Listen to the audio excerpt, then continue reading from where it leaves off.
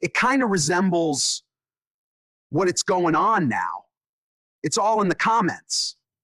The world changed not with a bang, but with a series of calculated miscalculations that spiraled out of control. What began as regional friction soon became a fracture in the foundation of global order. The following is the chronicle of that fall.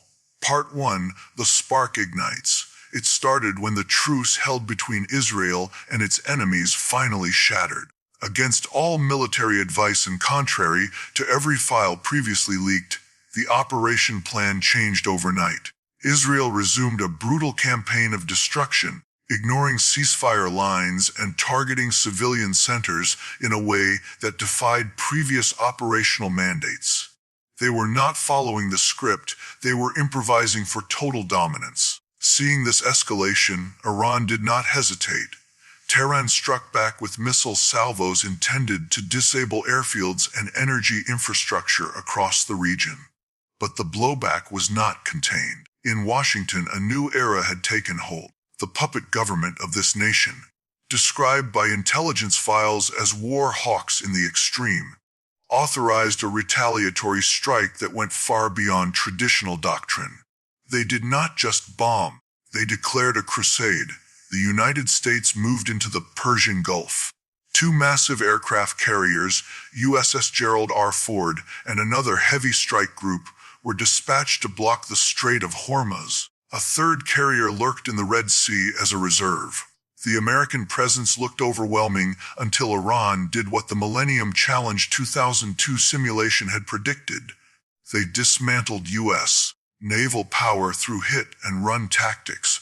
It wasn't about replicating a plan, it was about innovation under pressure. 2 carriers were sunk within days by asymmetric attacks.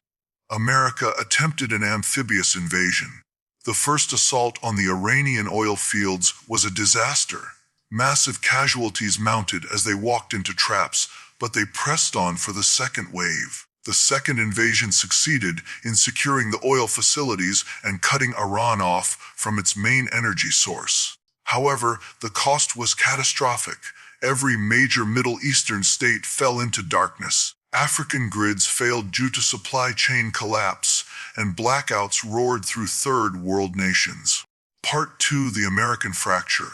While American boots trampled the oil fields of Iran, a shadow war brewed on home soil. The Majestic 12 faction, a secret group believed to be operating from the Shi'an mountain complex, began their final move. Just as U.S. forces secured the Persian assets and began heading inland toward Tehran, the sky over the United States darkened. A civil war erupted in America, triggered by a cyber event orchestrated by Majestic 12 designed to fracture society along ideological lines. It started with skirmishes in the capital, but quickly evolved into a partition of the Republic. The anti-war faction, led by Blue government and certain conservative voices opposed to the Iranian invasion, regrouped within Washington, D.C. 2 out of 7 U.S. Navy fleets defected to their side, joining the resistance in the capital alongside soldiers and officers who had lost faith in the administration's direction. The country split into 2 states, the war state, led by the government hegemony, controlling most of the East Coast but losing ground rapidly due to global chaos, and the resistant state holding D.C., the fleets, and large swaths of military hardware. America eventually pulled back from the Middle East completely, leaving Iran to its internal strife, though the economic damage was done. As American power receded, Turkey moved into Kurdistan and invaded Iraq and Egypt. The entire region burned without nukes yet fired. Part 3, The Asia Inferno. Parallel to the chaos in the Middle East and the U.S. collapse, the world outside the Western Hemisphere turned red. China made its move against Taiwan and Guam simultaneously. North Korea crossed the border into the south, engaging remaining American troops there, while Japan stood by with a posture that refused direct intervention. India clashed with Pakistan, and as the war spread, the entire Asian continent descended into flames. Australia and New Zealand remained untouched by the immediate conflict, becoming isolated sanctuaries in an otherwise scorched world. In the Pacific, a massive naval blockade began to tighten around the Americas, led not by the U.S., but by the newly united interests of China and Russia. Part 4. The European Breach. While the West burned, Russia saw its opportunity.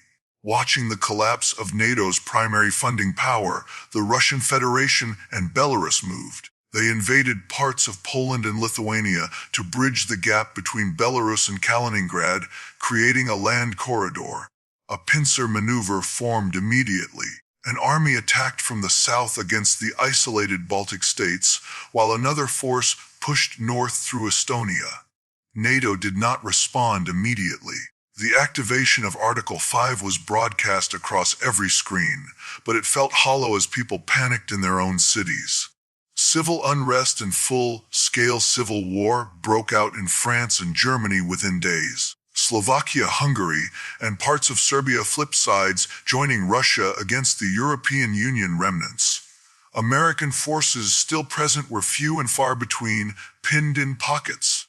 The counter move came in Finland and whatever remained of NATO loyalist forces.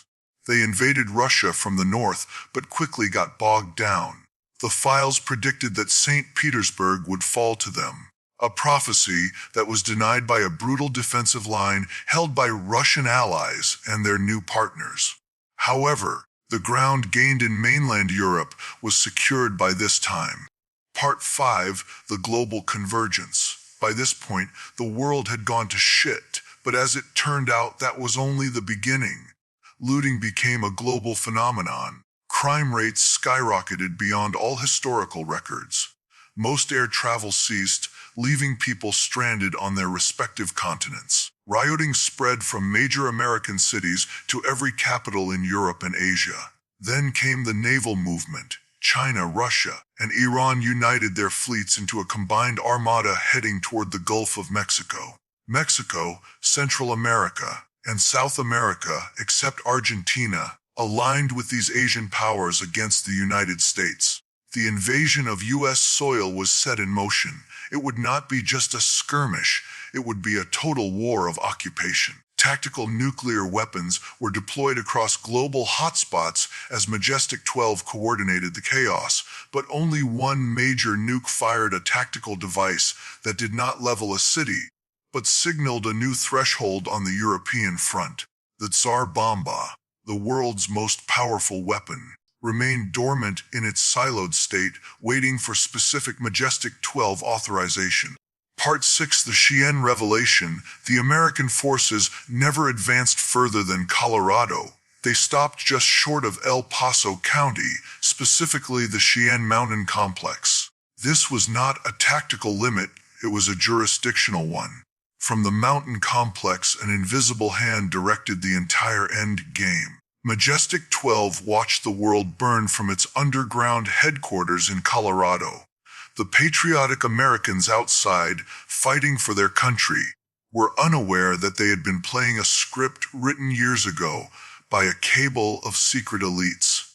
They thought they were fighting a war for freedom. In reality, they were pawns in an experiment on human resilience and collapse. The resistance in D.C. held out for weeks before the supply lines snapped. The American fleets split away from their leaders to support the population. But the invasion fleet from Asia arrived in Texas waters. The end of the U.S. as a singular entity was not marked by a surrender, but by the division. While the nation fractured, Majestic 12 laughed over the comms, knowing that this was the exact outcome they had simulated since the 2002 game. The world went to shit after the initial invasion of Iran, but it went to shit even more after the China and Russia fronts.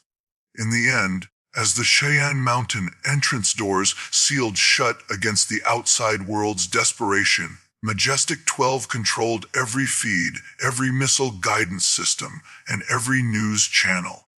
They were running the show from Colorado. The story of the Great Collapse was complete written by the ones who held the pen while the rest of humanity tried to sign their own names on a map that no longer existed.